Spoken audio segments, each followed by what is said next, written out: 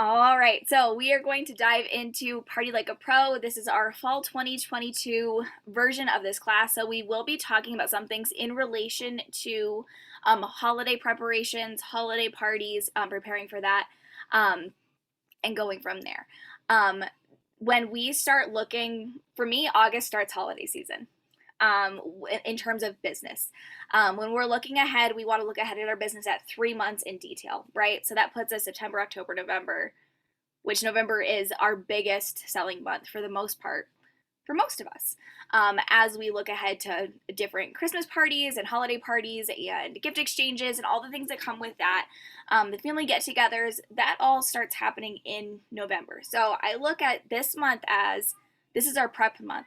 This is our month to get everything set and solidified for our businesses as we move forward.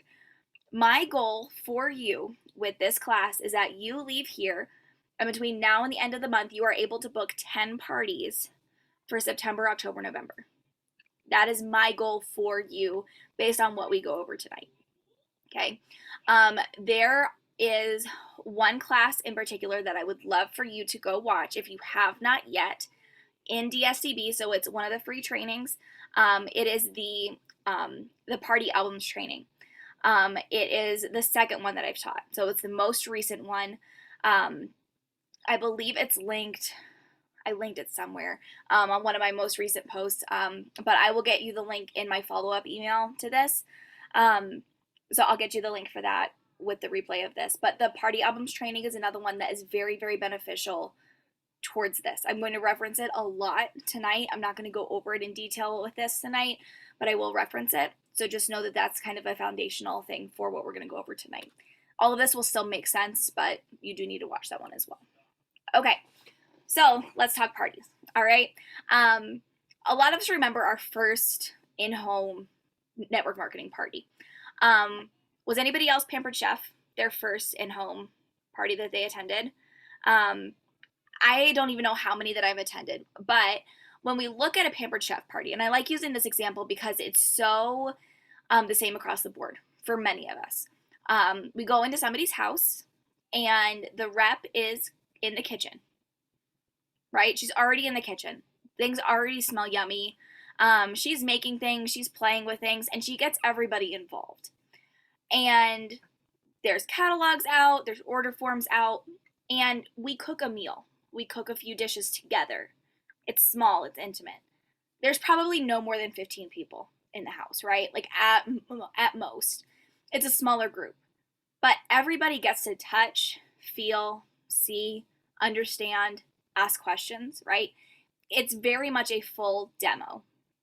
Another thing that many of us might have attended is a Mary Kay makeover class in person. Is that one that you guys have ever attended? That was, again, one of my first ones that I did. I did one in college. One of my girls in the dorm started selling Mary Kay, so she was going around dorm room to dorm room doing these little makeover classes.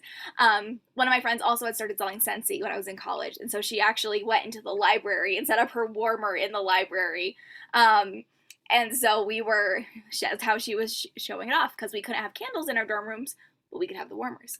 So it was a great way to show it off. But again, it was let's go back to the Mary Kay class, right? You got to try product. You got to actually put it on your face. You got to hear, like, how does makeup work on your face? What does your skin need? Let's try skincare. Let's try makeup. It was very personalized to you, okay? When we look at online parties, it tends to be very cookie cutter. All right. I don't know about you, but cookie cutters are for cookies, not for people and not for businesses. All right. Unless we are like actually having a franchise business, we don't want cookie cutter. All right. I did not know that, Kimberly. I did not know that. Okay. It wasn't the Cadillac, but it was the first level of car. So yes, I did earn a car. That's so cool. I love it. I love it. But anyway, so like I just started a part-time job at Cracker Barrel. Okay. If you've ever been into a Cracker Barrel, you know they are pretty cookie cutter. The uniforms are very, very strict. The menu, very strict. The setup, very strict. They even go so far as the way that the sugar bowls are set up, the colors have to be the right way, and the salt has to be on one side and the pepper has to be on the same side, on the other side. And it's very, very specific. Like, I had a whole class just on that. It is very specific. The lamps have to be turned on at 4 p.m. If it gets below 60 degrees outside, we have to turn on the fireplace. Like, it is very, very, very, very specific. That works for a major corporation. Okay? You walk into Cracker Barrel, you understand this is what to expect, right? Whereas if you just walk into your favorite mom and pop Italian restaurant, it's going to be very different than Olive Garden, right? Is that personal touch? So we're not creating Cracker Barrels, we're not creating Olive Gardens, we're creating your business, okay? We're creating your space, your event, your party. So that's what we're talking about tonight, okay? Throughout this month, if you've been paying attention in DSDB, every single week we've had a different focus when it comes to parties. They're listed for you on the first page of your workbook, okay? Creativity, passion, education, intention, and authenticity. All 5 of those areas need to show up in order for you to have a successful party. Now, what do I mean by successful party? I mean somebody ends that party saying, I enjoyed that. I got to know my rep. I built a relationship with her, and I want to hang out with her more. That's how I deem a successful party. Not I bought stuff, I booked stuff, I joined her team. Okay? Buying, booking, joining are secondary goals for parties. Main goal is relationship building and connections. You are branching out into a new people group with that party. This was what catapulted my business, one successful party, where I truly connected with the host and every single one of her guests. She had 25 guests. It was a big party. It was a very big party. It ended up doing close to, what did I do? It was $2,500 in revenue in sales in that one party. My average customer ticket was $75. So the fact that I did $2,500 in sales was insane. I booked, I think, 6 or 7 parties off of that and I had 3 people join my team. It was a lot of work. I was writing thank you notes for forever. But it was still like that personal connection. There were several parties later on where the host, there were no purchases, but it was still building those connections, right? Building those relationships. That was the main goal. If I would have told that first person, no, you're not my best fit, or, you know what, my calendar's already full, I can't do another party, or if I had just done the copy and paste from corporate, that wouldn't have happened, okay? So when I look at parties, they're successful with the connections and the relationships that we build. Ask yourself, what is your intention behind running parties in your business? What is your intention? If your intention is just sales, you're going to get different results than if you're going in to build relationships. But if you go in looking to build relationships, you will have sales. But if you're just going in to make sales, you may just get the one sale. There won't be that returning customer. There won't be that brand loyalty. There won't be that connection to you. And that's what we want to see, okay? This is your business. These are your parties. Make sure they are fully and completely yours. Again, that's why we're doing the different focus weeks this month in DSDB, where we're talking about that creativity, passion, education, intention, and authenticity. And I do encourage you to go back and look at those posts. We're probably going to be putting them into some sort of a guide or a resource in DSDB when they're all done, just because it does walk you through even more in depth of these 5 key areas. But I want you to look at what your party currently looks like, your party format, whether you're using a corporate one or you've taken a corporate one and changed it to be yours, are you using a team one, or are you following the DSDB model? And if you don't know what that looks like, we're going to get to that tonight. But whatever you're looking at, does it have all 5 of these things? Is it creatively your own? Have you added a piece that's just yours? Is it passionately your own? Is there something in there that you love, that fits, that makes sense? Okay, what are you passionate about? You gotta ask yourself that question first. Education, what are you teaching during that? Yeah, that's our focus this week in DSCB. One of the things that I mentioned is you may not have letters after your name, like PhD or a BA or things like that, but you are an expert in some areas. It may just be hey, I'm dealing with this in my life right now, so I can talk about it from space of education. right? It doesn't have to be this big, big thing. It can be gardening. It can be coffee making. It can be cleaner resources at home, right? There are so many things that you are passionate about that can then turn into education. And then intention. Again, we're going to talk about this a lot tonight. It's not just about checking boxes. It's about why are you checking the boxes? Why are you even putting them on the list to check those boxes? Why is this important to you in your business? And then authenticity. If it feels cookie cutter to you, it's going to feel cookie cutter to your guests. If it feels cookie cutter to you, it is going to feel cookie cutter to your guests. And if it feels cookie cutter to your guests, that means it's going to feel cookie cutter to your new potential team members. Which means if they don't fit into that cookie cutter, they're going to feel like they cannot join your team. But if they see that you're able to show up authentically you in your parties, they can say, oh, I can do this my own way. When you look at your party as a interview process for potential team members, this is also when you get to show people, hey, this is how I do my business. This is why I do my business this way. And you can make that even deeper connection in your parties because you're teaching and training and interviewing all at the same time. This also lets people see whether or not they really connect with you to see if they want you as a team leader. Okay, so that way they know who they're getting from the get-go. All right, so tonight's class is going to kind of go in one really big circle. So we're going to start with the party booking and end with the party booking. It is a cyclical process, okay? This is how we want it to go every single time. So you booked a party. Now what? Somebody said yes. Somebody said, hey, I want to book an event with you. You asked, they said yes. You put up a post, they said yes. They reached out to you out of the blue and said, I need product, let's book a party. Okay, whatever it may be. For my Sopology girls, new catalog just launched, I need the new exclusives, let's go, right? Whatever it may be, somebody said yes. Now what do you do? Here's the first 4 things that I recommend that you do. Number 1, send your hostess a friend request. You need to know your host. You are going to have a much better event if you are friends with her and know her. Okay, again, if it's totally she books a party for 2-3 months out because your calendar is booked up, which is where we want it to be. But if her event's not booked for 2-3 months, then she's going to be like, oh yeah, I'm booking a party with somebody.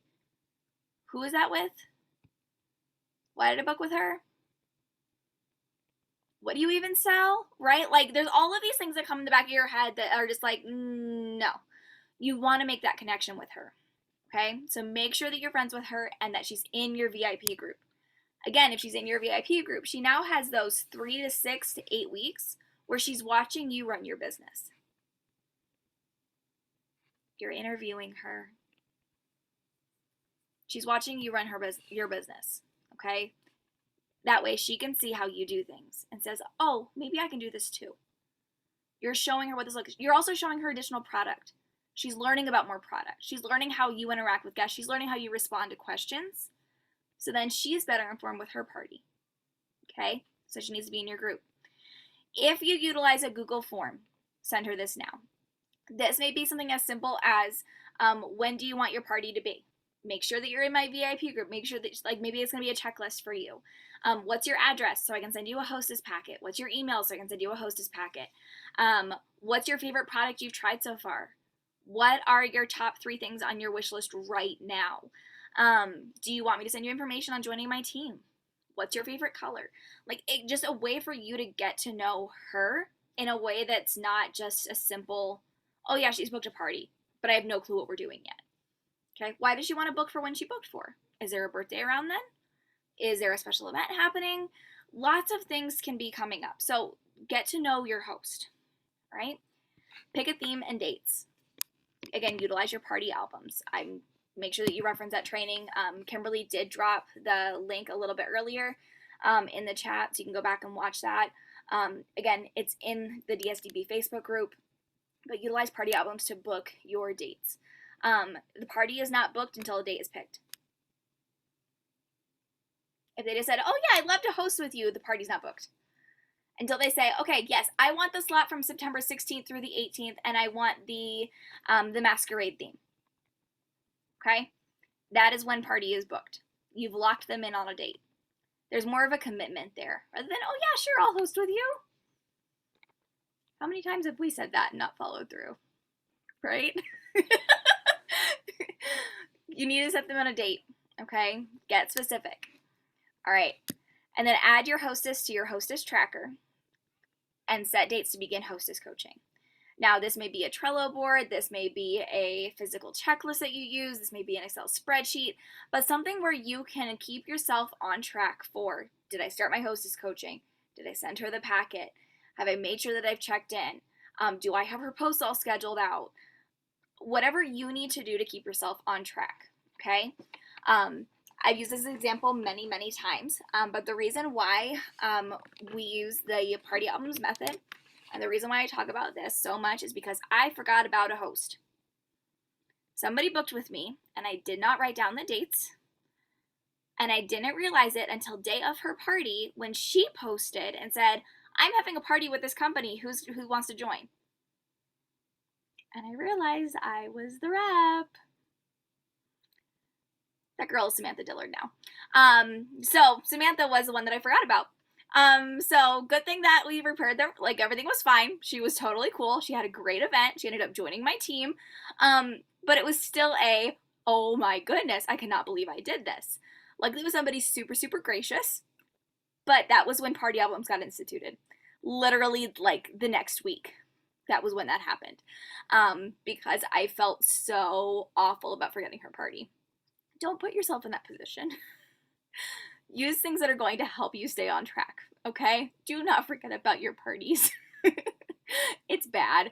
It's one thing if you forget about it when you're the host, but when you're the rep, it's not a good thing. But we're human, so we forget things sometimes, okay? So yep, that was Samantha. I just remember, like, that feeling in my stomach of, like, I thought she was gonna host with me. What happened? And then I went back and looked at messages, and I'm like, oh, she is hosting with me. Like, I got upset for a second because I'm like, she went with somebody else. No, she didn't. I just forgot. So, yeah. Another thing of, don't get mad at people until you actually look and see. Go read your receipts. So go do some research before sending a message. All right.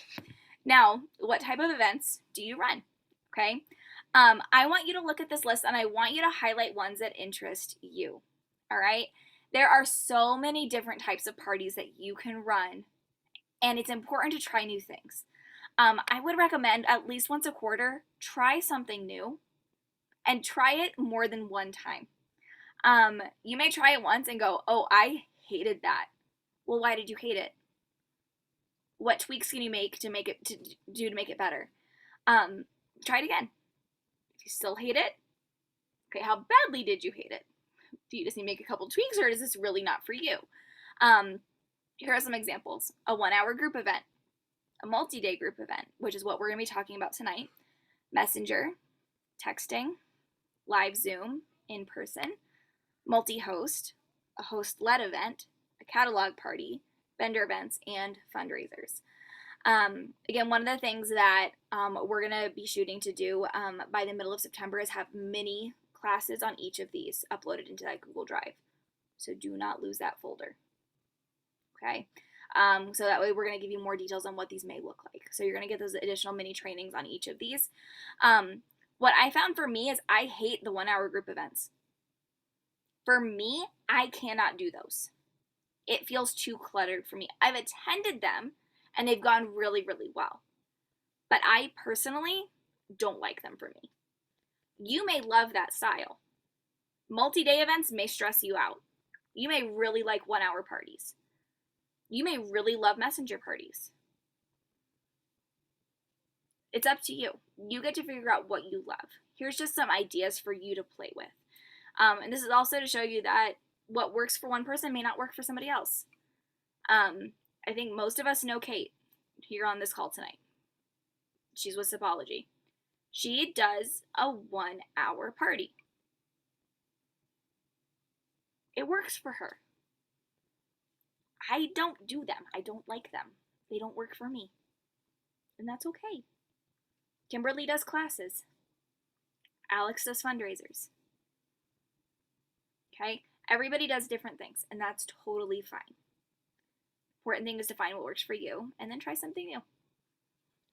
Because you may find something you like even a little bit better. That's how I figured out that I don't like 7-day parties and why we switched to a 3-day format, which you're going to learn about tonight. Okay?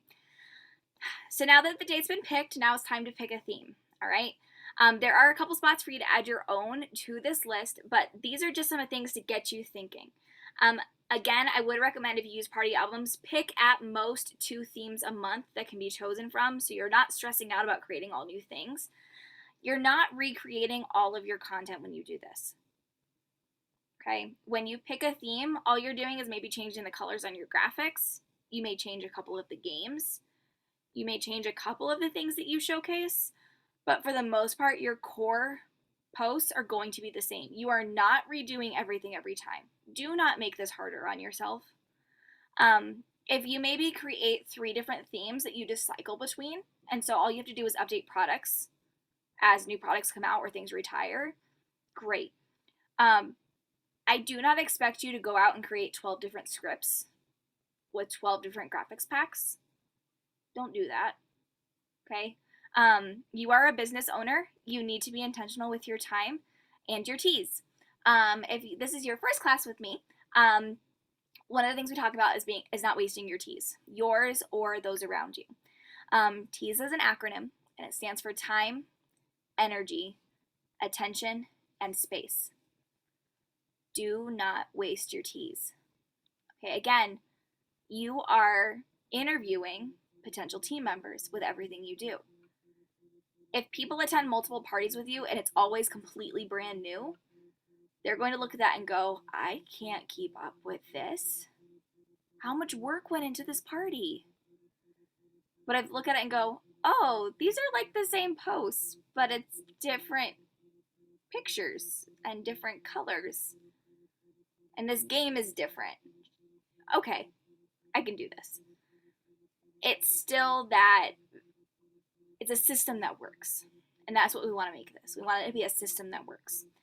Some of my favorite ones that are on here, recipe swaps, especially as we approach the holidays. This one is so much fun. Whether you do a cookie recipe swap or a pie recipe swap, doing things where you get people together. Again, you can do this virtually, you can do this in person, but as part of their invite to the party, they have to bring a recipe. Like, that's the cost of attending. And so then everybody has a new recipe to try. If it's in person, maybe everybody brings a dozen cookies and then brings recipe cards too. You may not have any sort of cooking related anything with your company. That's okay. You are looking to build relationships. So it's just an excuse to get people together. Again, that's a really fun one. Again, as we're approaching the holidays, craft and card night. I love crafting. I love making cards. It's a lot of fun. You can get some really awesome kits online. And again, this is a great way for people to just get together, make something, and see some product. This is just a way for you to build relationships. So have fun with it. So again, a little pro tip on the bottom there for you, and I kind of already referenced this, but having your party album schedule already established with themes preset helps take some of the indecision away when you're booking parties with new hosts.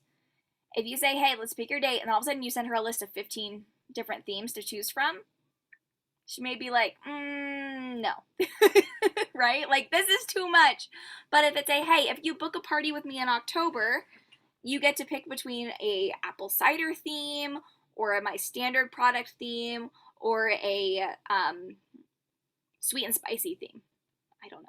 But like, these are the 3 themes that we're going to do in October. Okay? Okay, fun. Let's try this one. Right? This sounds interesting. Or, you know what? I've already hosted with you once. Let's just do a standard product format. My girls already know the product lines. I just want to make sure that they know the new stuff. Let's make sure we focus on new stuff. Okay, cool. No problem. Right? You're taking the indecision away by giving her just a couple of options. So we don't want to give her this entire list every single month. It's too much. All right? Pick a fun theme each month to simplify the planning process. Like I said, no more than 3 a month. Overall, that includes your standard product format. Okay? So no more than 3. Keep it simple on yourself. Do not stress yourself out with choices. Too much. All right. All right. Next part is knowing the numbers. Again, I mentioned this a little earlier. I just got a job at Cracker Barrel. I don't get to see my numbers, and it frustrates me. I am very, very, very metric driven. I hate math. I am not a math girl, but I love metrics, and I do separate them out because I love seeing trends when it comes to sales. I worked at Home Depot for 6 years. I was #1 kitchen designer in my district. I was #1 lead generator in my district. My store was #1 in online sales. I was #1 in online sales. Like, I saw all of these things consistently because I'm like, I want to be #1 in these different areas. So what do I need to do to be #1 in these areas? So I watched those reports a lot. I knew what the attachment rates had to be on different things. I knew how to have conversations to make sure that I had enough of them every week. I used to grab one of those, those paint chips that you can get in the paint department where there's the 3 or 4 different colors on them. I would keep one of those in my apron every week to track how many asks and how many yeses I got. I can't, like, seriously, I did this to make sure that I was asking enough times and talking to enough people, and that way at the end of the week I could say, oh hey, I talked to 100 people, I asked 55 and I got 25 yeses. I'm happy with this, right? Like, this is what I did. I couldn't get better if I didn't know where I was starting. Okay? So you need to know your numbers. Knowing your numbers and averages will help you better be prepared for each event and stand alongside your host as well. This also, again, is a training opportunity. All right, real quick, who are my leaders? If you are a leader, and I say that this is my definition of leader, you have one person on your team who actively wants to grow their business. Not necessarily growing right now, but wants to grow. Put leader in the comments if that's you. Excuse me. So you have at least one person on your team who wants to work their business alongside you. Okay? Then you are a leader. Okay? This is also a great way for you to teach your team how to be more intentional with what they're doing. Okay? So here are a few things to know. And if you show them this format, this is going to be really helpful for them too. So that way they can see, well, let's go through this and I'll go back to this, okay? Sorry. All right, so here are the few things to know. Number 1, your average party sales. Do you know how much on average you sell during a party?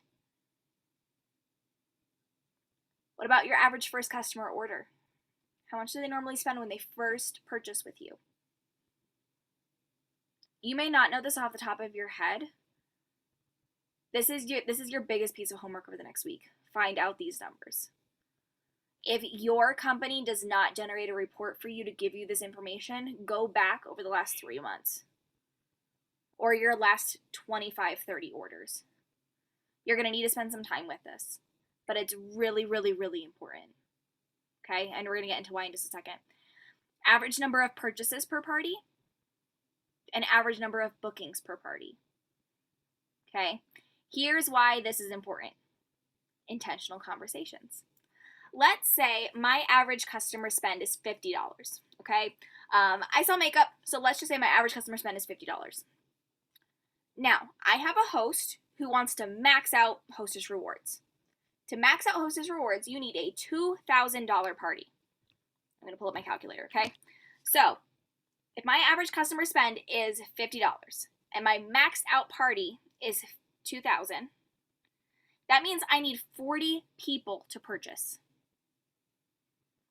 Would it be easier for me to increase customer spend or get 40 people to purchase? Increase customer spend, okay?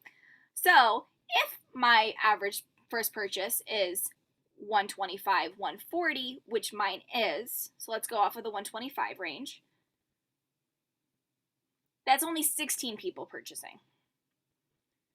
That's a lot easier.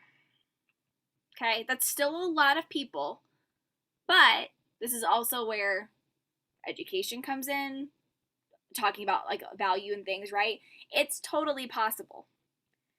Now, conversation changes. Let's make this a little bit more doable. Let's say, and I put average here on the bottom here. All right. So again, these numbers are specific to you and they will change over time. It's important for you to look at this at least once a quarter. All right. You need to know this to help your host set her goals. If she wants a $500 party, so you look at the host rewards with her, she's created her wish list. I always like to start with wish list and then see, okay, for you to get the items on your wish list, we need to do a $500 party together. In order for that to happen, here's what this is going to look like. I have found that my average customer spends $75. So, if my average customer spend is $75 and we need to get to 500, we need about 7 people to purchase. Do you think we can do that together? Yeah, we can get 7 people to purchase, right? All right, now let's take this further. So in order for 7 people to purchase, we need to have more than 7 people in the event. We need to have 12. For us to get 12 people in the event, we need to invite 20. So here's what I need you to do for starting out. I need you to make your list of the 20 people you are going to want to invite. No more than 25. Now, is me telling her to invite 25 people a whole lot more feasible than me saying, invite everybody on your friends list, or let me know when you've invited 50 people? She can send out 25 messages. She cannot send out 100. Okay? We don't want to get her put in Facebook jail. Okay. So, knowing your numbers is helpful because then it's hey, this is my average customer spend. So here's what we need to do together. That also shows her that you understand your business. You're not wasting her teas. You're helping her achieve her specific goal. You're not telling her that she needs to have 20 people purchase. She doesn't need to. She needs 7. Okay? A $500 party where everybody's happy and gets what they want is going to be a lot better than a $2,000 party where people are like, why did I buy a product I didn't need? Okay? If we have a very successful $500 party, that can be more beneficial long-term than a one-shot $2,000. Okay? So again, relationships first, always. All right, hostess coaching. This is going to be our last page before we take a bit of a break. All right, hostess coaching. Pro tip up at the top here. Your hostess is your co-ambassador or your co-rep or your co-consultant, whatever your company calls you for the week of your event. Okay? If she thinks you are doing all the work for her, she is going to let you do all the work. She needs to be just as invested as you are in order to have a successful event. By attending this class tonight, you are making a promise to me. You didn't know this in advance, but now you do. Okay? This phrase is no longer allowed in your vocabulary. So I want you to write this down on your paper and in the chat, because this is the promise you are now making to me. You promise to never again use these words. You invite all your friends. I do all the work. So I need you to write that down. I promise I will never again use the words. You invite your friends. I do all the work. If you tell her that, she is going to think that that is true. Do not set unrealistic expectations. Because what happens when she invites all her friends and there are 100 people in this event and then she does nothing? And then nobody buys. Who's she going to get mad at?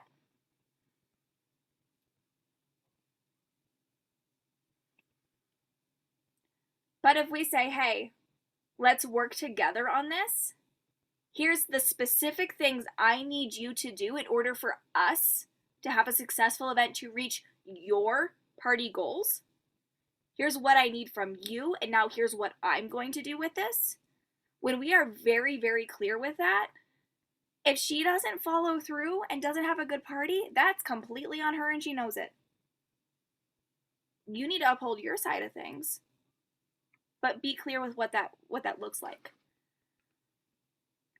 That is one of the things that I still see on my social feeds, and it drives me nuts. Because part of me wants to be like, I'll host. I'll invite 40 people. Let's see what happens. If your host doesn't show up, if she's not invested, there will not be a good party. Or it will be a fight the whole time. You got into this business because you enjoy it. You got into this business because you like the product and you want to share it with others. If it's stressing you out, it's going to stress the others around you out. So you need to be enjoying it, and so does your host. She needs to be invested, which is why through this whole process, it's as much of an interview as it is coaching.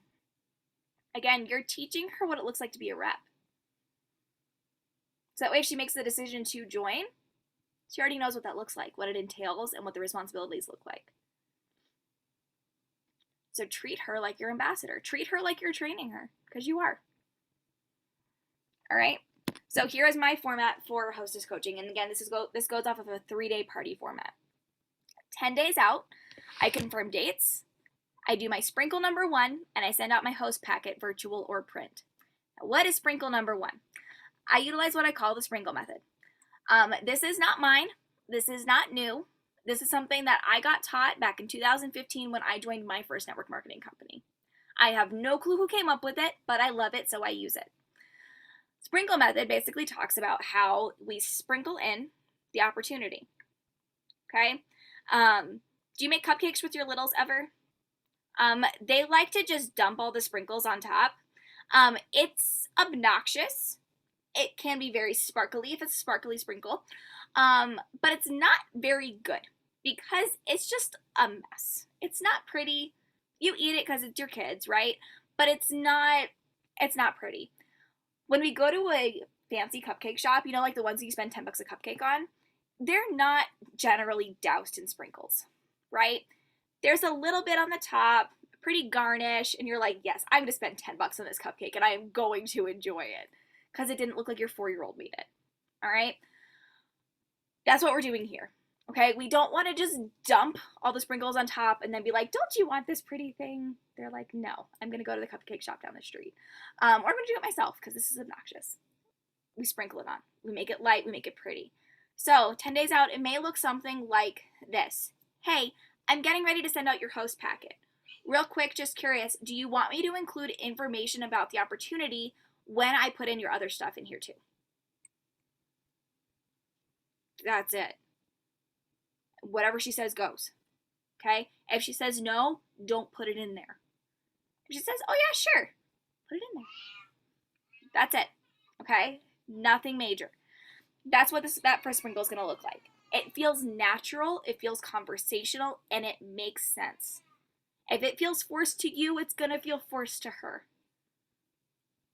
Try reading your message out loud. See how it sounds. If it feels weird, it's probably weird. Okay? Try it again. There's nothing wrong with reading your messages out loud. If you're really not sure, have your partner read it. I do this with my posts sometimes. If I'm like, I just don't know if this is right, I have him read it.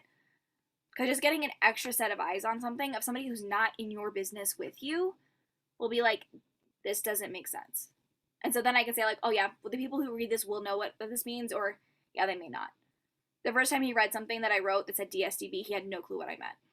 Like, that's an acronym for direct sales done better. He's like, oh, okay. Right? Like, it makes sense when I'm talking to my DSDB people.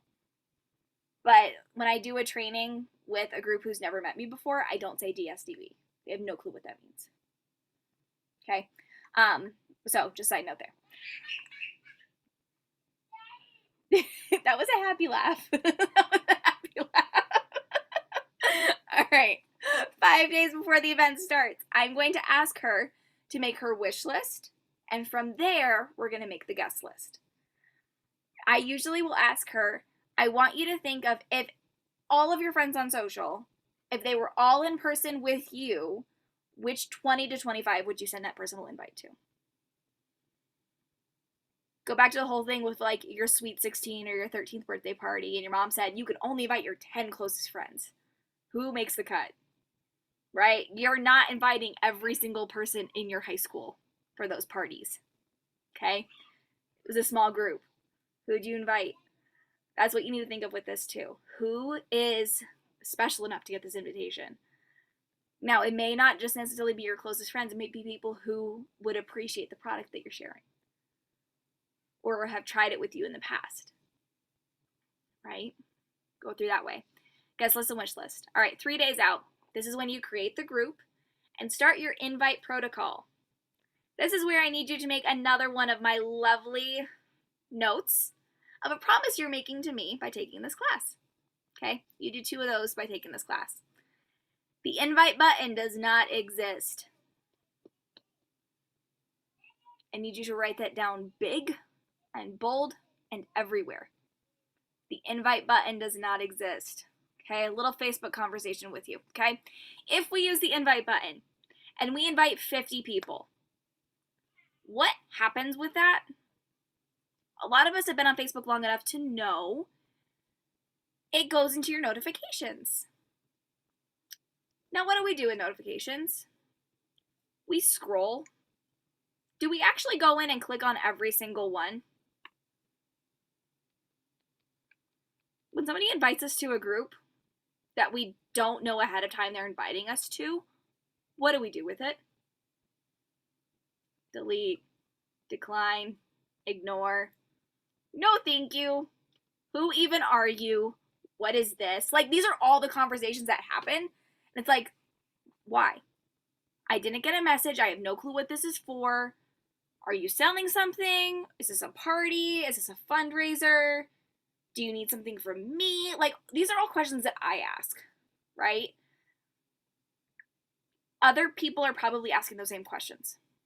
So that's first part of that, okay? It gets buried. Second part, if that invite gets sent out and they don't hit decline, but they also don't hit accept, they sit in that invited folder. Which means Facebook says, oh, they don't actually want to be here. So this group must be spam. So I'm going to make sure people don't see this content. And visibility goes way down for your posts. So how do we avoid this? When we talk to our host and say, hey, we have your guest list. You have 25 people on that list. Here's something that I have loved when this has been me and that situation. If we use messaging like this, it helps. Hey girl, your party's coming up soon. Let me know once you get 10 yeses, which means she's sending individual messages. Let me know when you get to 10 yeses. When you do, I'll send you the link to your event, to your group. So she doesn't even get the group link until she has 10 yeses. And then when I invite her, I'm not using the invite button either. I'm going to send her the link via Messenger and say, hey girl, here is your group link. So that way you can copy and paste this for your guests. Once you jump into the group, I'll make you a moderator so you can approve your guests when they request to join. I'm dropping all these subtle hints of message, request. I'm being very specific with my verbiage. So when she jumps in, she sees, okay, yeah, oh, that was easy. And it's right in and then it's right in the messenger so they can find it easy, right? They don't have to try to remember what cutesy name we came up with. It's right there. All right? Other part of this is I also go over with her why we do this. I usually send her a message something like this. Hey girl, I don't know how specific you want me to get with you. So and let me know if you want all the specifics that I will go over with you. But I have found it works best if we don't use the invite button. Please send a message like this to those who have already said yes with the link to join. Let me know if you have any questions. So what happens if she uses that invite button? This is the not fun part, okay? This is also why we start this 3 days out, so there's time to fix it, okay? If she does do that, I will send her a message. Hey, I know we chatted about this, but I might not have been super clear, and so I'm sorry if I wasn't. I take full responsibility at this point, okay? I don't want to upset her right now. I'm like, hey, just so you know, there's a lot of people sitting in that invite folder, and Facebook's going to mark our group as spam, and people aren't going to see the content that I share.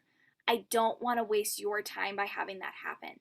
So do me a favor. Can you go through that invite list, and I'll send it to you if you need me to, but can you go through that invite list and message the 10 people who you really want to be a part of that event with this link? Let me know when you have that done. I'll be clearing the invite list in 12 hours. I give her a deadline. I'll follow up with her about 10 hours later or at that 12-hour mark. Hey, girl, have you had a chance to do this yet? If she tells me, oh, not yet, I'm going to do it right now, cool, I'm going to leave you alone. If she ignores me, or if she says I haven't had a chance, or if she says yes, like, okay, I'm going to go in and clear the invite list now.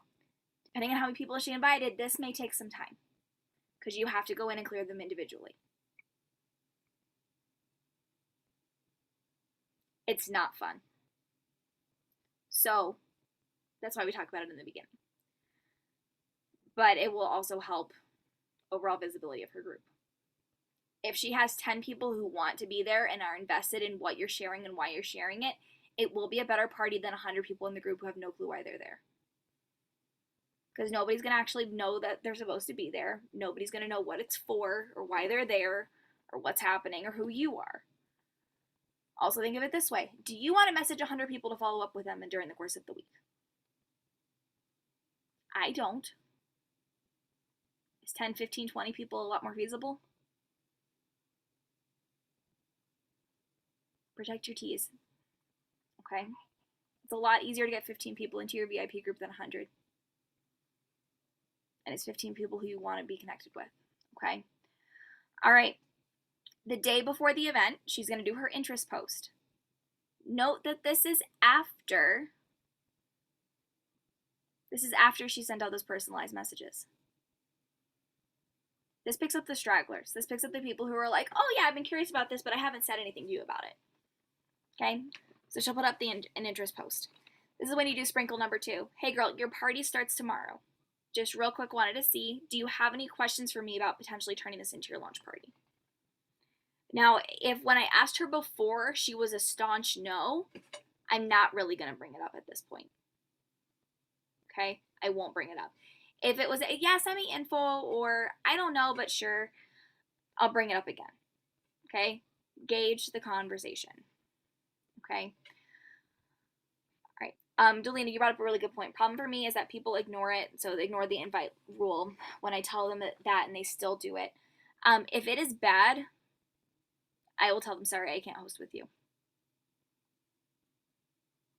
It's wasting their time, and it's wasting your time. I would straight up tell them, hey, you know what? This is something that's going to mark me as spam. It's going to mark this group as spam, and it's going to make it so people don't see the posts that I share. And that's not fair to you because I want you to have a really, really good party.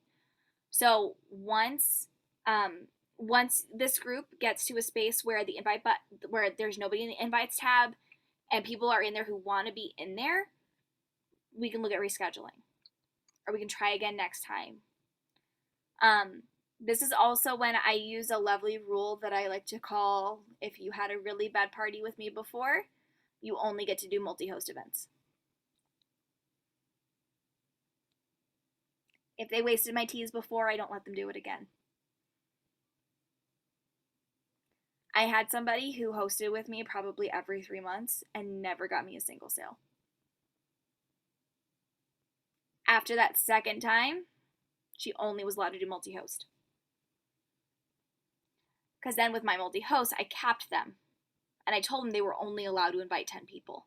That was it. So they had to have a list. So that was one way to avoid that. So I would have 5 hosts, so like there would be no more than 50 guests in there. At most. If they wanted more than that, and they had more than that people say okay, that's when we would split them off and do their own event. But most of the time it was my repeat host that wanted to do that anyway. So set boundaries.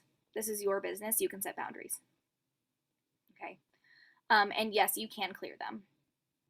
So if you go in and click on members, up at the top of the screen, there's a tab that actually says invited.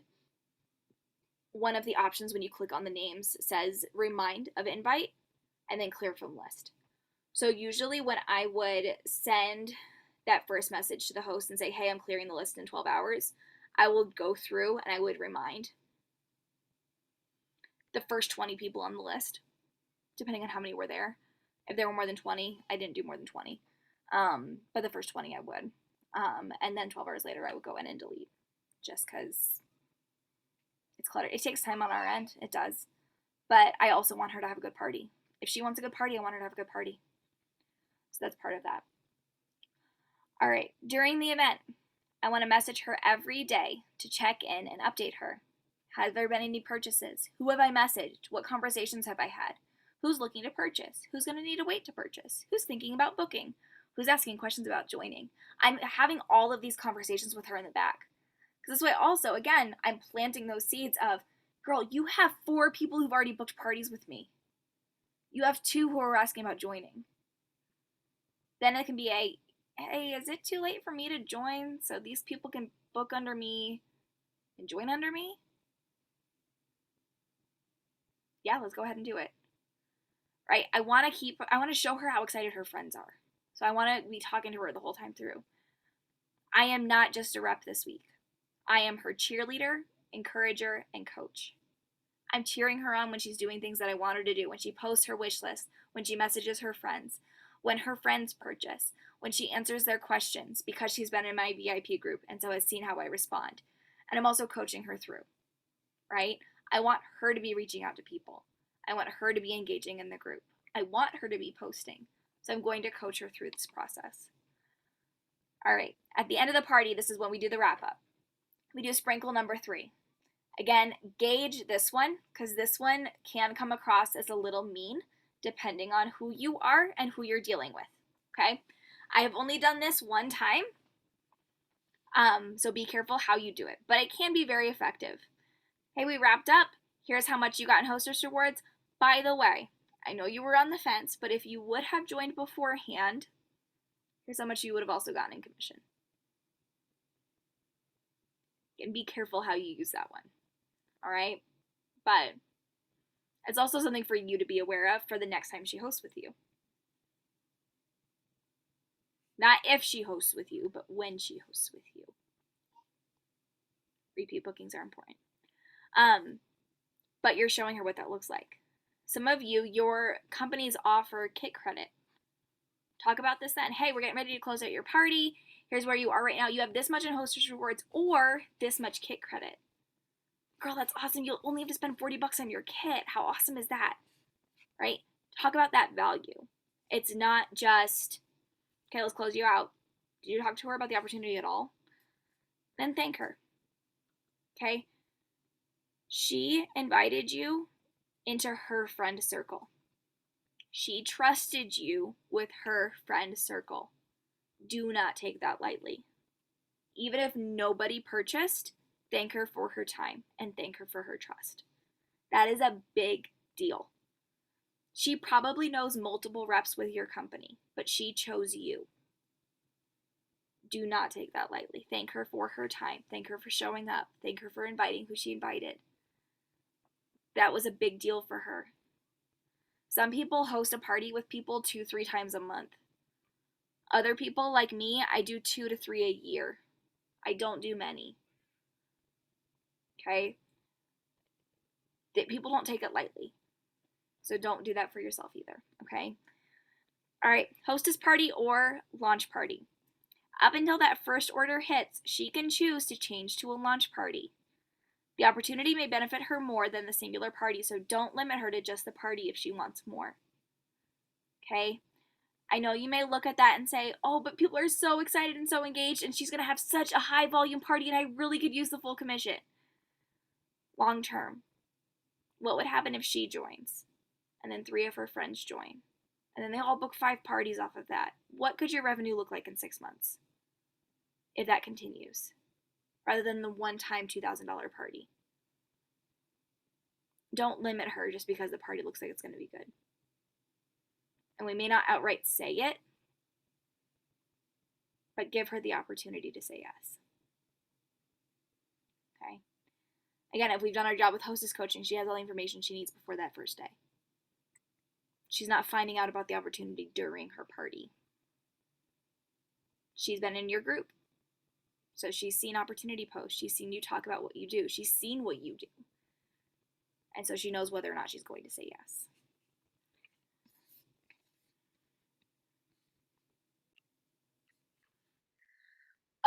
So now we're going to go over party outline, and this is where the graphics pack that Kate just released accompanies this beautifully. So it actually, every single time that you see post, there's a graphic that corresponds. So she actually has the 33 graphics that go through this exact outline for you, so that way you can follow along directly with this. Again, this may not be for everybody, but I want you to go through this and look at this. And I want you to see what may be different than standard company given out party formats. There are 3 party days here. We have 3 days before, 2 days before, 1 day before, 3 party days, the day after, and 2 days later. For those of you that don't have the workbook in front of you, I am going to quickly go through this, and then I want you to tell me some observations that you see in these. And I want to see what questions you have for me based on this outline. 3 days before, we create and set up the group. We link it to the VIP group and business page. 2 days before, we add the host, we make her a moderator, and we put up the welcome post. The day before the party, we share the shopping link, we share an intro video, and an engagement post. First day of the party, we have an engagement post, a product post, a message me post, a live video, another product post, and a game post. Day 2 is an engagement post, a product post, a message me post, a game post, and a product post. Day 3, engagement post, product post, full service checkout, booking post, game post, and VIP post. The day after, we have an engagement post, an ask me anything post, product post, and join my group post. 2 days later, which is the last day, it's the last day to order, engagement post, thank you post, prize winners, and VIP post. Especially for those of you who are able to look at this as I went through this, what are some observations that you made about this outline? I want you to drop some things in the chat for me. Or questions you have. And then I'm going to go through a couple specifics with you, but I want to see what comes up for you first as you look through this.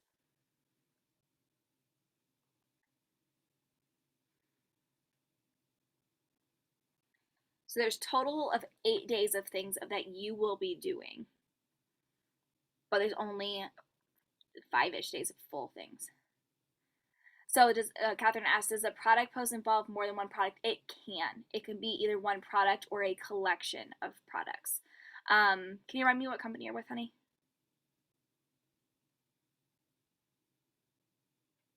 Norwex. Okay. So like for Norwex, it may be Safe Haven 5, right? So it may not be a post just on the EnviroCloths, which I think you should do, but like you may do like, right? It may be the Safe Haven 5. Like most people start with this collection. If you've never used Norwex before, this is a great way to start. Then you may say, oh, hey, if you just want to start switching a room at a time, let's look at the 3 most popular bathroom items, the 3 most popular kitchen items, the 3 most popular laundry items. Hey, if you have kids, you need to make sure that you have the mattress cleaner. You need to make sure that you have an EnviroCloth, right? Like I just ordered another full-size bottle of mattress cleaner because I have 2 toddlers, so I need that. But like this is stuff that like you can talk about, right? Like it's not necessarily you have over 100 products. It would be overwhelming for you and for them to try to share all of those products.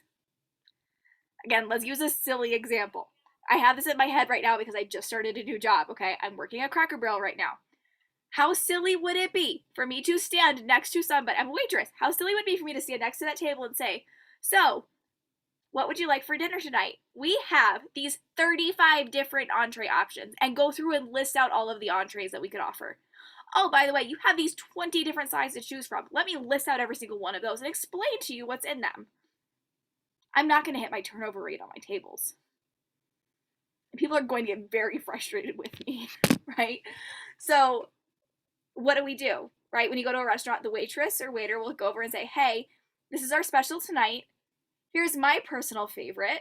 Do you need a recommendation? Right? That's usually what happens.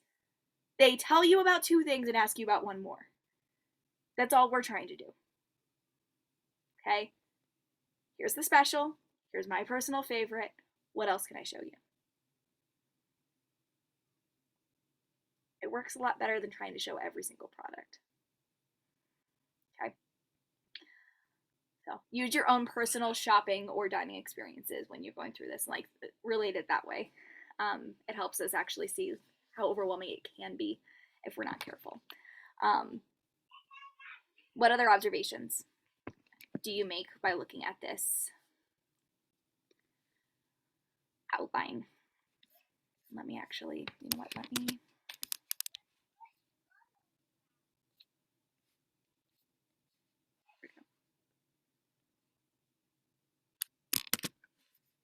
We're gonna do this so you guys can see for those of you that are not. Okay. All right, so now you can all see.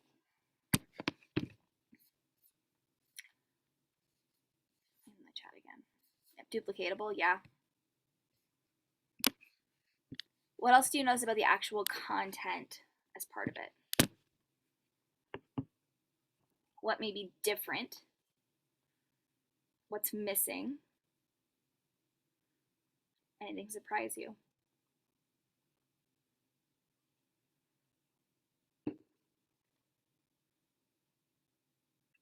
Only showing a small amount of products. Yep. There's only 6 product posts. So I have to be really, really clear about what I'm sharing, which means I have to know my host and know my audience. There's an engagement post every day. Yep, I'm starting conversation.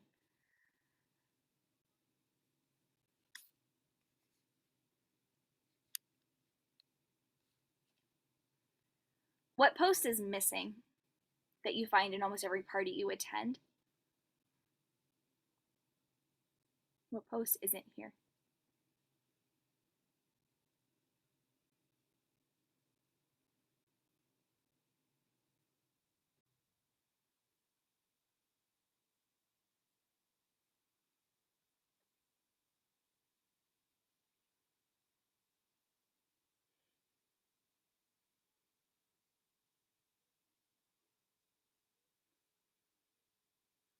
There's nothing about the company. There's no opportunity post. Here's why. Okay, here's why I don't have an opportunity post on here. I want them to connect with me. I want them to connect with my way that I do my business. I want them to connect with what I am sharing.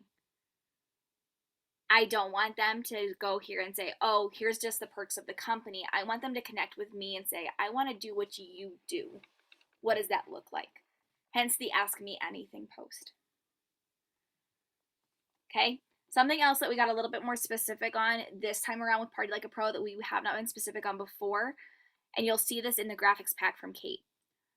On party day 3, that VIP post, that first one we do, is product related because we're talking product. We're in the midst of the party. So we're going to say, hey, if you want to see more products, because I only showed you a few things this week. If you want to see more products, like bullet point, bullet point, bullet point, join my group. That's party day 3. The day after, that join my group post is community value driven. That's when we say, hey, if you've appreciated the way that I share things this week and you want to join my group where we talk more about self-discovery or encouragement or healthier living, whatever it may be, whatever your focus is, whatever your community value is, join my group. And then there's the last call for VIP posts where you have a mix of both. But you show them both sides. You show them it's not just about product. It's about community value. It's about growth. It's about relationships, right? This isn't just about sales. You're building those relationships. This is also where I do put in that Ask Me Anything post because I'm giving them opportunity to ask me questions about other things in the catalog. Maybe they hopped on the website and they saw something new. Maybe they saw the new mop feature.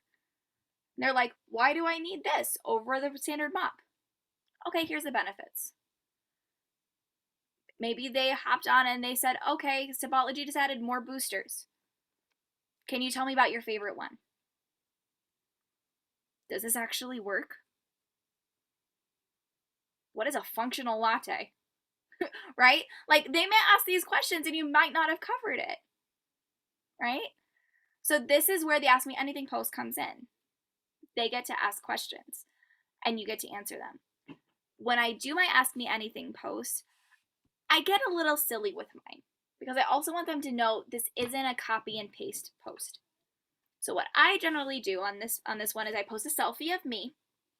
I usually have it be fairly casual. Again, this is also based on your vibe. Okay, if you are very always put together, make sure you're put together. If you are very casual, let it be casual, but let people get to see you. But my post is usually something like, hey, I wanted to make sure there was an opportunity for you to ask me anything. Every question below is going to get another entry into our party prize.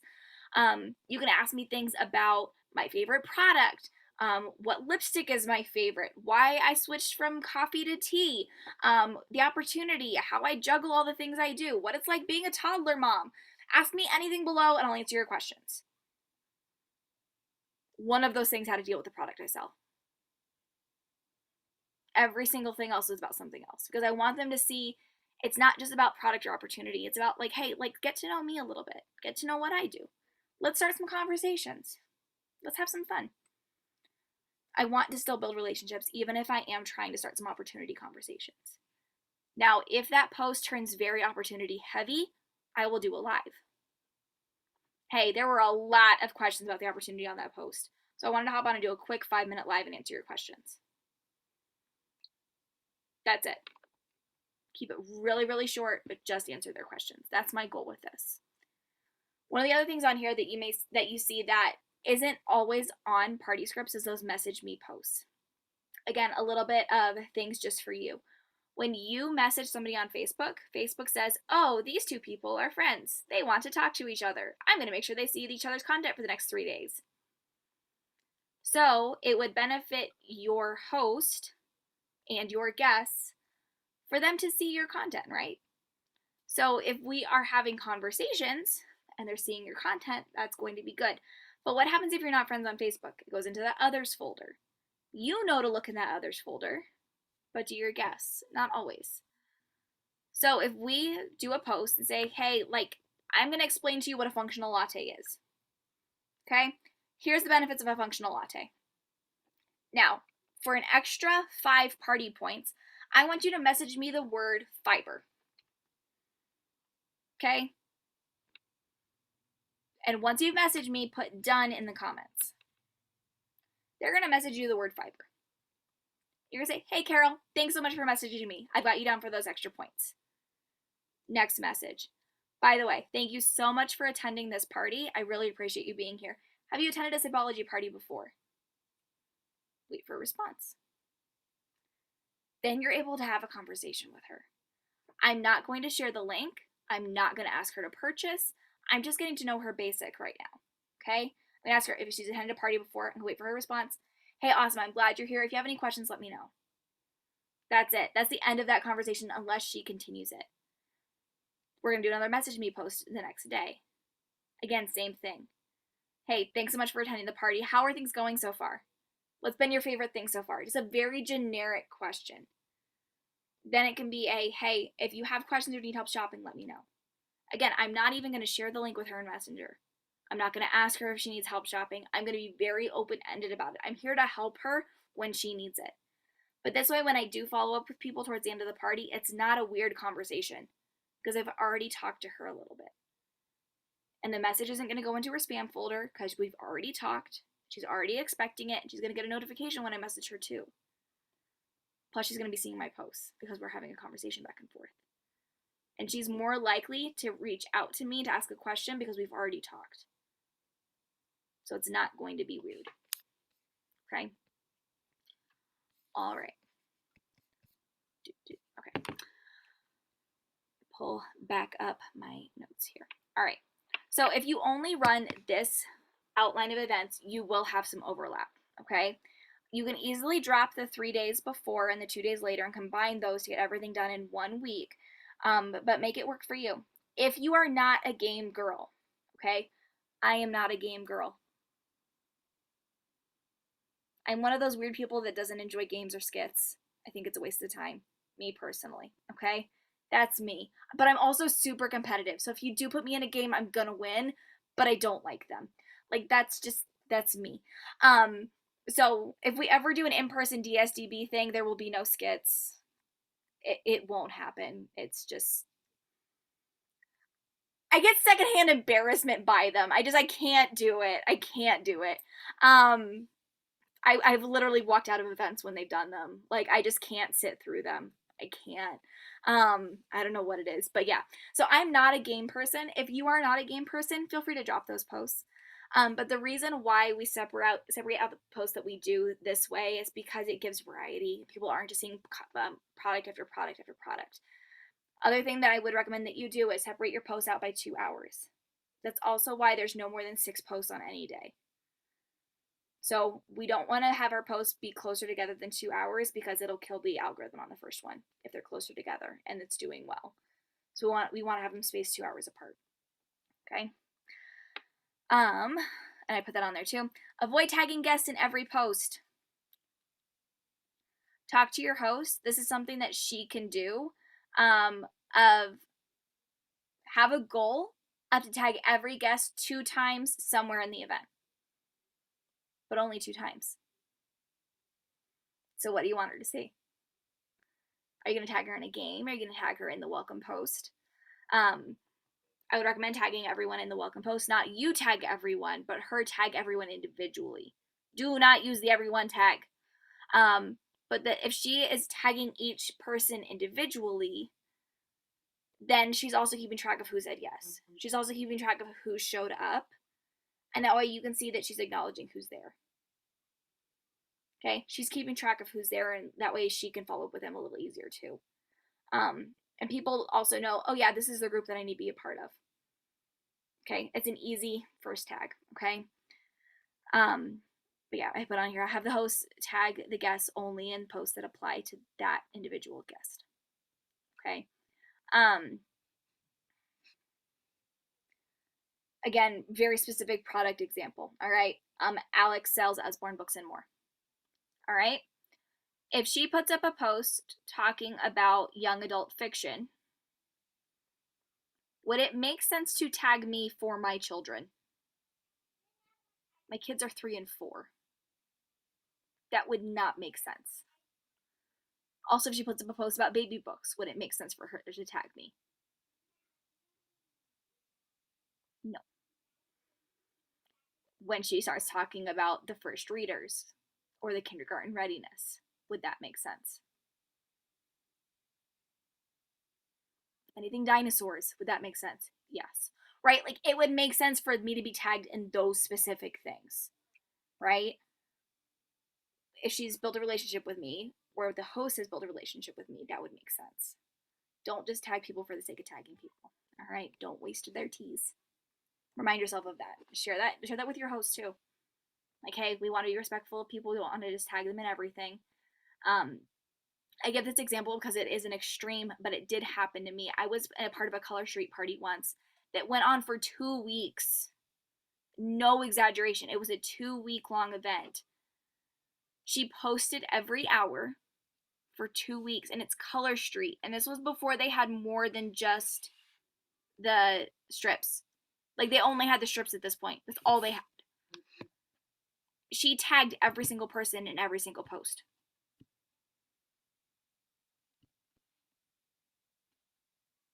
I was not a happy person. I was not a happy person. Do not do that. And don't make your parties last 2 weeks. Too much. Too much. Like, and if you guys aren't familiar with Color Street, like, it's literally, it's nails. It's nails. And it's like, they now have more products. But still, 2 weeks is too long. Posting every hour is too much. Okay? I don't even remember like what she was doing. I don't even remember the rep. I don't even remember who was hosting. I have no recollection. So if you were in that party and you know, I don't remember. I just remember going, you have got to be kidding me. Yeah, so don't do that. Yeah. I left after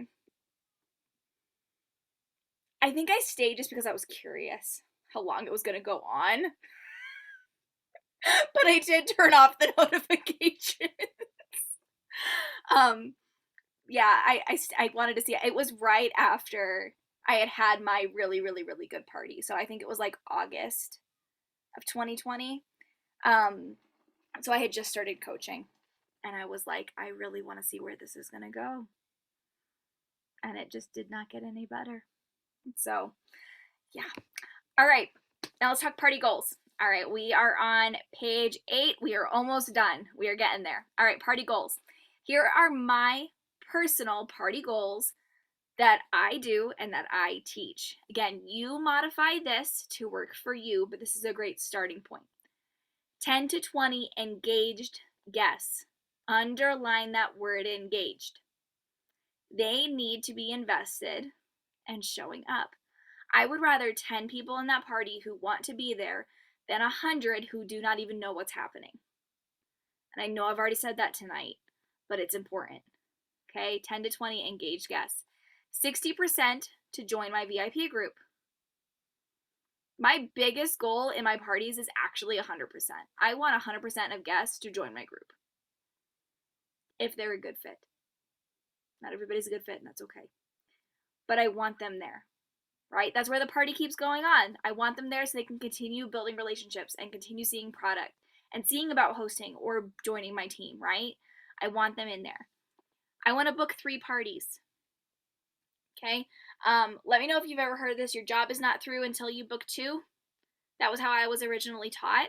I say 3 because somebody may cancel or have a family emergency or forget that they're hosting with you, which isn't going to happen if we follow this method. But things happen, right? People cancel parties. It happens. But if we book 3, if we lose 1, we're still growing our business. If we book 2 and 1 cancels, we're maintaining. And we want to see growth. So we want to book 3. 5, booking conversations. Okay? This may not be 5 straight asks, but it may be a, hey, thanks for ordering. Do you want to go ahead and book your party now? So that way you can get on the schedule for once you get your product in and start seeing it and see how much you like it. Right? It's going to be something as simple as that. It can be a, hey host, we're closing out your party. Do you want to go ahead and schedule for 6 months out so that way you can do host again with the new catalog? Right? That also counts as one of your bookings. 3, join conversations. Again, sprinkling conversations. This may be a, hey, your cart is as much as our starter kit. Have you looked at joining? Hey, you've already tried this product. You know you like it. You have been a very, very strong customer with me already. This is your 4th party you've attended with me this year. I'm sure we have customers like that, right? You have somebody that just keeps showing up in parties. Have you asked her about joining? Have you thought about this? No pressure. I love having you as a good customer. But girl, you spent $1,000 with me this year. You know how much you could have made back already on that? Okay? If you have a relationship with her, that won't be weird. Okay? 1, happy hostess. Even if she didn't hit her party goal, she should be happy with the way the party went. Was it fun? Did she get to have a good time with her friends? Did she learn something? Did she get to try something new? What happened there? Okay? The biggest piece of advice with this is to come up with goals that feel authentic to you. If these feel icky to you, change them. These are my goals. What are yours? This is your business, not mine. Figure out what works for you. See what your party averages are and where you have opportunity to improve and start there. Pick one thing and try to grow that on your next party. Don't try to do every single one of these in one party if you haven't tried any of them before. Pick one thing and then grow from there. Try something out for a few parties and adjust as needed. This is your business. You get to decide what is most important for you to work through.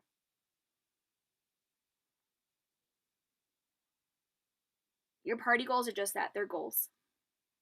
They're not something you have to hit every time. And if you don't hit every metric, that does not mean that you failed. You may have a really, really, really engaged party and every single person joins your VIP group, and then you see a huge increase in engagement in your VIP group, and 2 months later you have 10 bookings, and then a month after that you have 3 people join. But that initial party didn't see the sales that you thought it would. That's okay. You cannot control the party outcome. You can control 2 things: your content and your conversations. That's it. You can control your content and your conversations, what you share and who you share it with. That is it.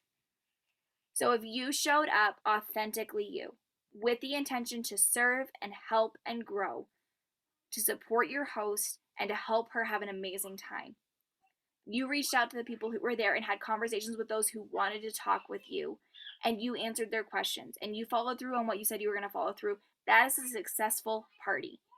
And that is all you can control. You cannot control people purchasing. You cannot control people booking or people joining. You can only control yourself. So focus on having solid content and consistent conversations. And that is it. The rest will happen if you do that consistently.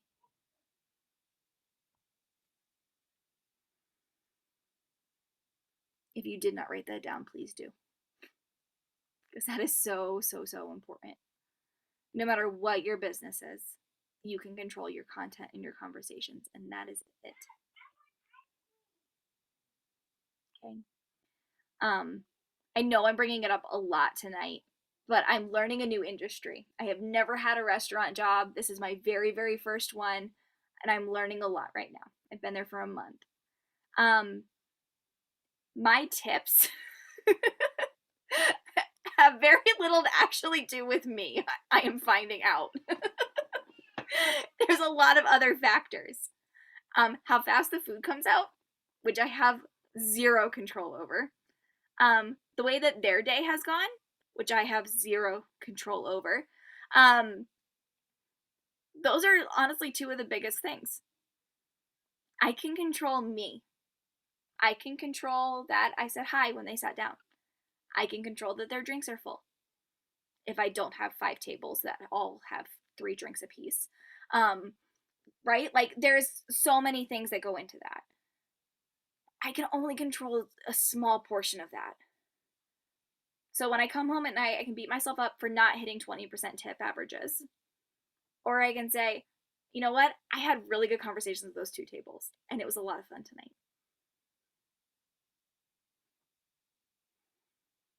Right? I can't control those outcomes. I can't. So if I beat myself up over it, I'm going to hate going into work. And I don't want that. I want to enjoy what I do, because I do enjoy it. So I want to continue to enjoy it. So I'm not going to focus on that. And that's okay. I don't know about you, but I am a checklist person. I love checklists. Like, I love metrics. I love checklists. So I gave you a checklist on this last page. Okay. Again, make this your own, but this is a great starting point for your parties. Okay. Overview for you to see, okay, did I do everything I needed to do to make this event successful? I'm going to fly through this list because it is on the back sheet of your workbook, and we've discussed every single piece of this during the class tonight, okay? Did you do your hostess coaching? Were the guests invited via messenger? Did you put up a door prize survey if you utilize that? Did you go live in the group? I hope you're doing that.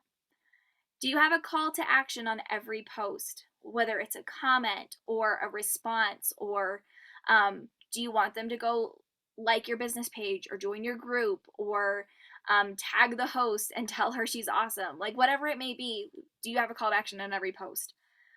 Do you have 2 message me posts? Have your posts been spaced out every 2 hours?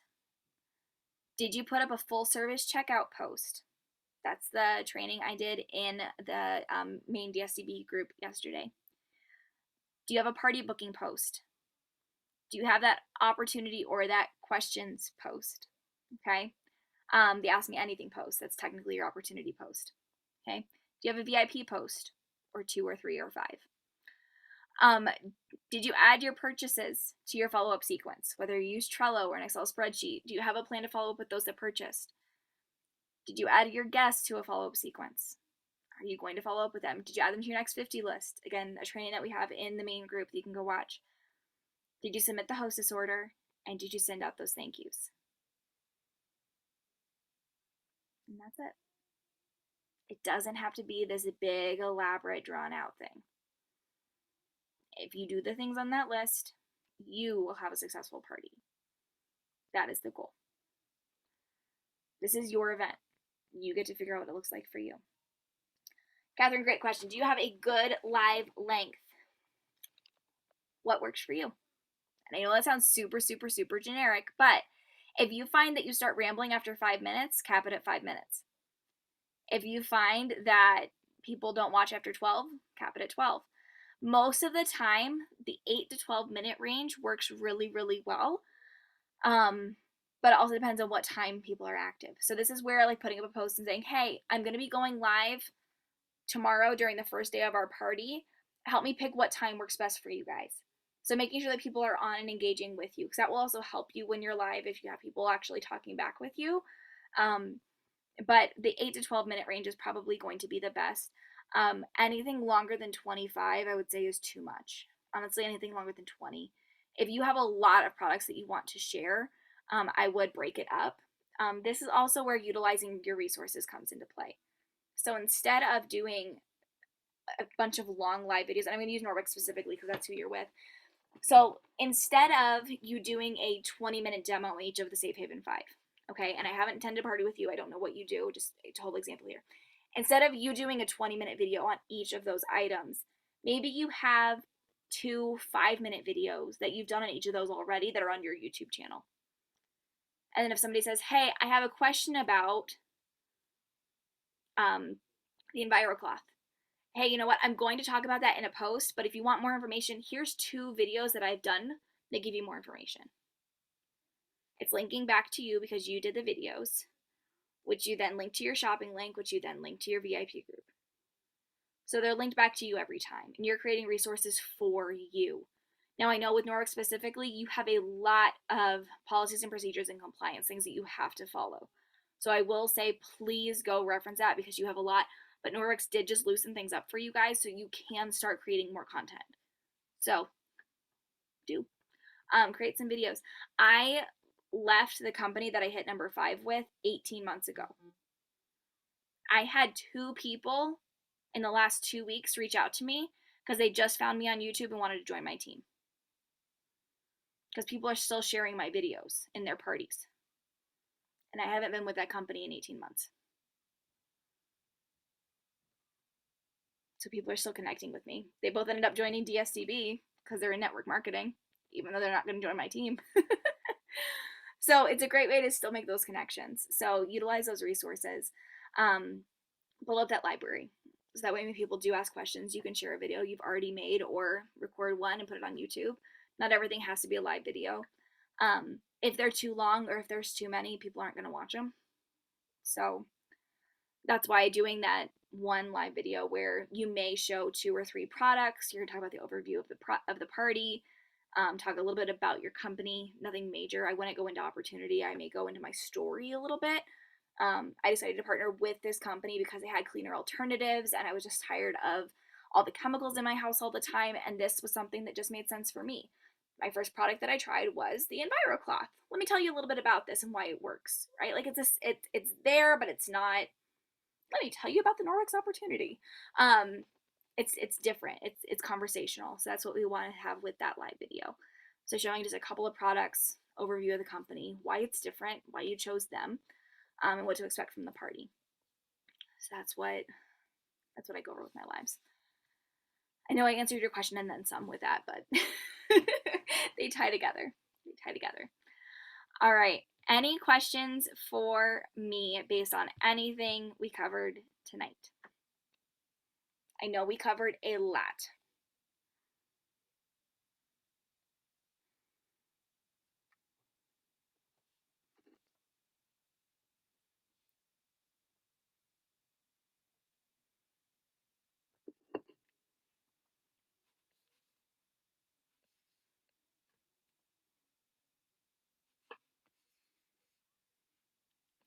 So I ran my parties on Thursday to Saturday was the way that I ran mine. Um, because partially, when I was really growing, my husband was working 80 hours a week, 7 days a week. And so I had asked him what night I could guarantee or we could do our best for him to be home at a decent time so he could take care of kids and do dinner and bedtime so I could do live videos in my parties. And he told me Thursday nights. So Thursday nights were the nights where I planned my parties around. That was the nights that I would do my lives. So I would start my parties on Thursdays so I could do the lives that night. So that was why I did it that way. Um, it worked for me. So yeah, so Alex said I can't stand working Saturdays, so I try to keep my parties midweek. See what works for you. I'm currently hosting a party like right now, and we're doing Wednesday to Friday is like the party that we're doing. Um, so it's working. People are commenting and engaging and showing up, and it's working. And she's doing a live video tomorrow. She's doing her live video towards the end of the party. But again, this is, I know it sounds really, really, really cliche, but find what works for you. Because if you schedule a party and say, oh, people are really, really active Monday, Tuesday, Wednesday, but that doesn't work for you personally, don't do it. Find what works for you personally. So, I would avoid Saturday, Sunday, Monday, or Friday, Saturday, Sunday, unless that like is really the only thing that works for you. But go from there. Yeah, exactly. I like that, Kimberly. Your favorite hair salon. If you're adding value, then people will adjust to your schedule. Yep. I'm going to see my girl at 8:30 in the morning in a couple weeks. Dropping my kids off and going to get my hair did. It works. It was supposed to happen tomorrow, but I have to work, so I schedule it out. So I'm gonna look like a ragamuffin for the next couple of weeks. That's okay. It'll be fun. All right. I know several of you have taken this class before and several of you are brand new. So thank you so, so much for spending your evening with me. I don't take that lightly. Thank you for being here. If you can do me a favor, I would like for you to write in the chat what your key takeaway was from tonight. What was the most beneficial part of tonight for you? And then I want you to make sure that you also write that down on your workbook or the notes that you're taking, because I want you to remember in this moment right now what was most important of this for you tonight. If you just sat and listened to me talk for 2 hours, you just wasted 2 hours. Okay? I want you to look at this and say, okay, what did I learn? And now what am I going to go do with it? I know this class is long, so I want to make sure that we do a very quick, like, okay, what are we going to do now? Quick recap at the end of here. Hostess coaching. Yeah, it's okay to limit multi-host parties to 10 people per host. Yeah, absolutely. It's okay to set those boundaries. Absolutely.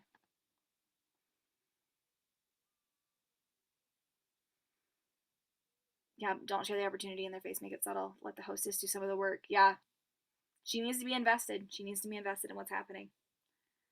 Yeah, intention in running parties. Get buy-in before sending the link to the group. Absolutely. Absolutely. They need to be just as excited as you are, if not more so. Okay. I think for me personally, the most beneficial party that I ever hosted was the one I did with Stampin' Up. They had just come out with the cut and emboss machine, and I wanted it. And it's like $100. But I'm like, I really want this thing. I make cards. I enjoy making cards. To make my own die cuts would be really, really awesome.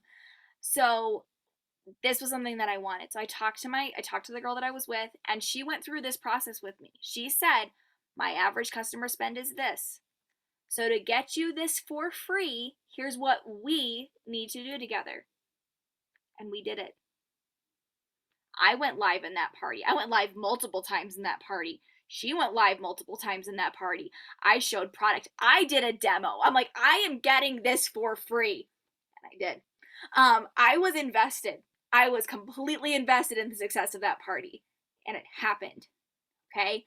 I think I booked like 5 parties off of that thing too. She was set for a while off of that party. But this is where when you have an invested host, that's what happens, right? She's excited. She wants to share. She's going to show off what she has and why it's important to her too. I had a very emotional story tied to Stampin' Up. I definitely went live and shared that too. Um, like I did the whole thing. I had a Stampin' Up project from when I was in 7th grade, and I pulled it out and showed it. Like, yeah, I went digging for this party. Like, but it worked. So get your host invested. Yep. Yeah, and hosts will ghost you, which is also why we go to the whole book 3. Because if you have somebody cancel or ghost, you're still growing your business. Um, and you're not relying on your host to grow because you know the system that's going to work for you. All right. Awesome. Thank you all so much for being here tonight. I appreciate you so much. I'm glad that you were here. Make sure again that you go in and look at that Google Drive folder. There are resources in there for you. If you would like to get those graphics from Kate, with that go along with this, if you go into Direct Sales Done Better, she did post the link for that tonight.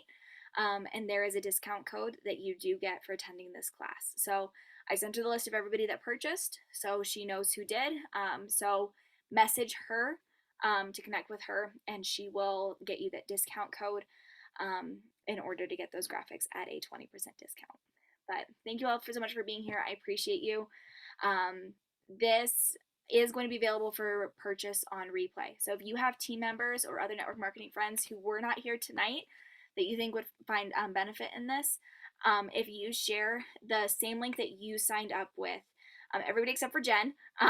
So Jen actually ended up signing up for the last one somehow, but we got to figure it out for her to be here tonight. But so Jen, not you, but everybody else, the link that you signed up with, you can send them that link and they will get this replay.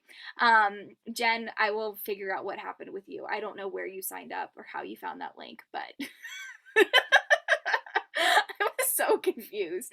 But we figured it out before the class, so we're good. But thank you so much, Kimberly. But the link to sign up is also on that post from Kate. So you can go check that out and share that with your team members as well. All right, everybody, thanks so much for being here tonight. I appreciate you. You have an amazing rest of your night. And I want you to, after you watch the Party Albums training, if you have not done that yet, I want you to let me know over the course of the next 2 weeks how many parties you book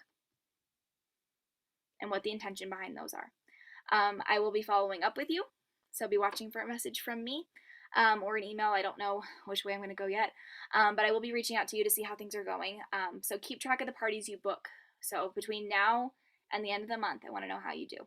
So keep a tally for me. All right, everybody, have a great night. I will talk to you soon.